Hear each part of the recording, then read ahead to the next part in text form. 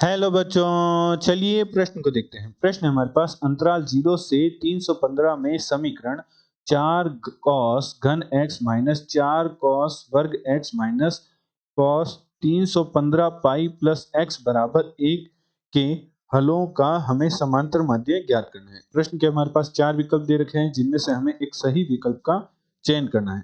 चलिए सर्वप्रथम हम प्रश्न के लिए मुख्य अवधारणा लिखते हैं। मुख्य अवधारणा में हम सर्वप्रथम त्रिकोणमिति के एक महत्वपूर्ण सूत्र का अध्ययन करते हैं, जो कि कुछ इस प्रकार है कि यदि cos n pi plus theta दे रखा हो तो इसका मान बराबर होता है माइनस 1 की घात n गुणा cos थीटा के, जहां n क्या है, हमारे पास धनात्मक पूर्णांक है। एवं यदि त्रिकोणमिति के हमारे पास व्यापक हल होते हैं कि यदि यदि cos थीटा बराबर cos अल्फा दे रखा हो, तब जो हमारा थीटा है वह बराबर होगा 2n pi plus minus alpha के, जहां जहां इस स्थिति में जो हमारा n है वह हमारे पास इकाई पूर्णांकों का समुच्चय है, एवं जो हमारा अल्फा है वह हमारे पास होता है अंतराल 0 से पाई के मध्य। जो हमारा अल्फा का अंतराल है वह हमारे पास होता है 0 से पाई के मध्य।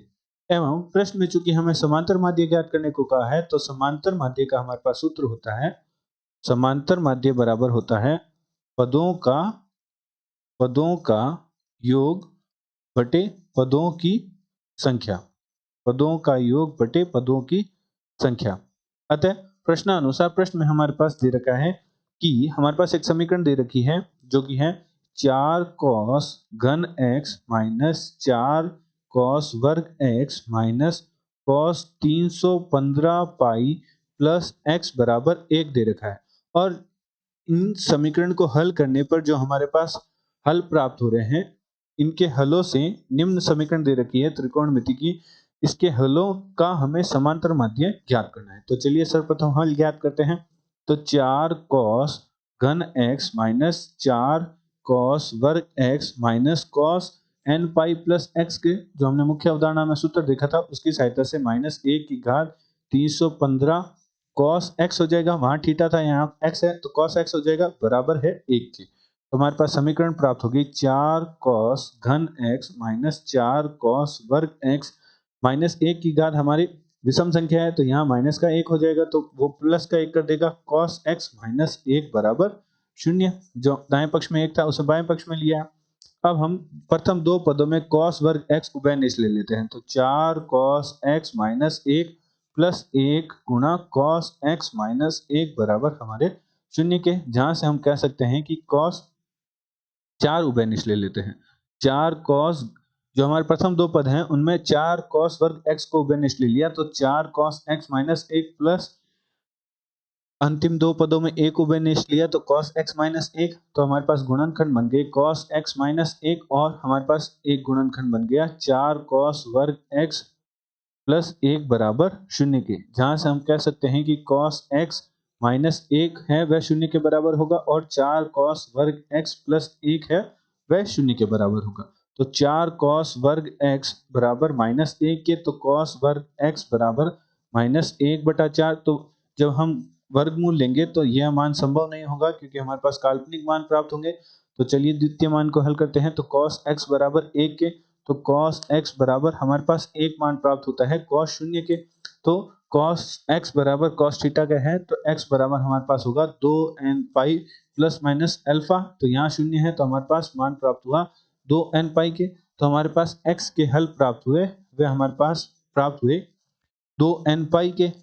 क्योंकि प्रश्न में हमें अंतराल दे रखा था, वह दे रखा था 0 से 315 के लिए, तो हमारा जो प्रथम हल है वह प्राप्त होगा 2 पाई, द्वितीय हल हमारे पास 4 पाई, 6 पाई, इस प्रकार हमारे पास हल प्राप्त होंगे।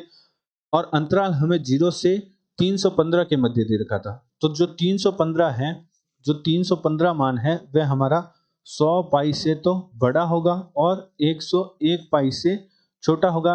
तो 315 हमारे पास जो हल प्राप्त होगा वह 100 पाई तक जो हमारा अंतिम हल प्राप्त होगा, अर्थात हमारा जो अंतिम हल होगा वह 100 पाई होगा। यदि हम 101 पाई लिख दे, जब हम n का मान लिखेंगे, तो वह हमारे अंतराल से बाहर चला जाएगा, क्योंकि प्रश्न में हमें अंतराल दे रखा है 0 से 315 जो हल है वह 0 से 315 के मध्य होने चाहिए। तो 315 है वह हमारा 100 पाई से तो बड़ा है और 101 पाई से छोटा है, तो हमारा अंतिम हल क्या होगा? 100 पाई होगा। एवं प्रश्न में हमें कहा है जो हल प्राप्त हो रहे हैं उनका समांतर माध्य ज्ञात करना है। तो अभिष्ट समांतर माध्य हमारे पास होगा, समांतर माध्य ज्ञात करते हैं। तो हमारे पास निम्न हल प्राप्त हुए। तो समांतर माध्य हमारे पास क्या होगा? पदों का योग अर्थात 2 pi plus 4 pi plus 6 pi plus 8 पाई डैश डैश डैश प्लस 100 पाई तक। और 100 पाई तक हमारे पास पदों की संख्या कितनी होगी? 2 पाई से लेकर 100 पाई में हमारे पास कुल 50 पद आ रहे होंगे। तो चलिए हल ज्ञात करते हैं।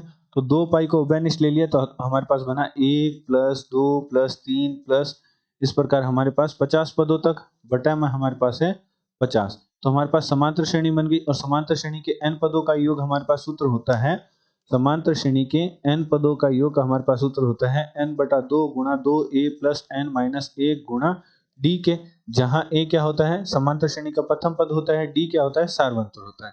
तो निम्न सूत्र की सहायता से हम लिख सकते हैं 2 पाई गुणा 1 से लेकर जो हमारे पास 50 है उनमें पदों की संख्या कितनी होगी? 50 ही होगी। तो 50 बटे 2 गुणा 2 गुणा 1, प्रथम पद क्या है? 1 है। 50 माइनस 1 गुण 50, तो हमारे पास बटा में हमारे पास है 50। तो हमारे पास हल करेंगे तो हमारे पास प्राप्त होगा 2 पाई 50 बटे 2 और हमारे पास प्राप्त हो जाएगा 51 और पूरे के बटा में हमारे पास है 50। तो ये हमारे पास समांतर माध्य है, ये हमारे पास समांतर माध्य के बराबर है। तो हल करेंगे तो 50 से 50 कट जाएगा, 2 से 2 कट जाएगा, तो हमारे पास प्राप्त होगा 51 पाई। तो हमारे पास समांतर माध्य प्राप्त हुआ, वह हमारे पास प्राप्त हुआ 51 पाई।